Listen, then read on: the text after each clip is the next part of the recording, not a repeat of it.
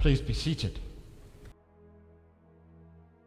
Parents of a newly born baby look for the signs of the baby's development. They long for the moment when the baby will take his or her first steps.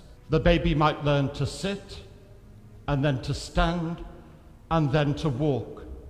Paul is in prison, awaiting trial in Rome, and as he is there in his prison cell, it's not too fanciful to believe that he can see a Roman soldier guarding him. And so in chapter 6 of his letter to the Ephesians, we have that description of a soldier's armor. Put on the armor of God, he says. The letter to the Ephesians can be summed up in 3 words: sit, walk, and stand. God moves mightily in salvation.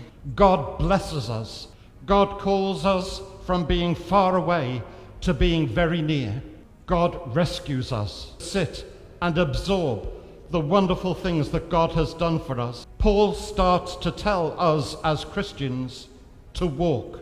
I, therefore, a prisoner of the Lord, urge you to walk worthy in the manner to which you were called. You must no longer walk as the Gentiles do. Look carefully how you walk, not as unwise, but as wise. We are to walk in love and wisdom, in submission and in purity, and in ways that are pleasing to God. We're called to stand. Paul tells us to stand or withstand, and he paints the picture of the armor of God that we are to take. Any soldier going into battle needs to know 3 things. First of all, he needs to know the enemy. He needs to know what equipment is at his disposal. He needs to know what strategy he is to use. We do not wrestle against flesh and blood, but against the rulers, against the authorities, against the cosmic powers over this present darkness, against the spiritual forces of evil, that once we step outside these walls, the enemy is waiting to attack.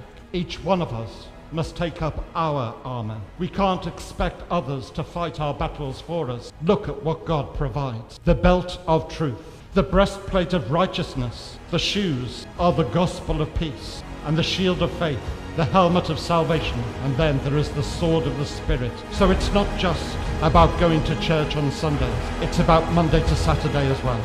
Sit and absorb all the wonderful, mighty things that God has achieved for us in his Son, Jesus Christ. Walk worthy of the manner in which you have been called. Set an example. Be different. Let others see your good works and glorify your Father who is in heaven. And then stand, because it's not always easy, but we need to stand.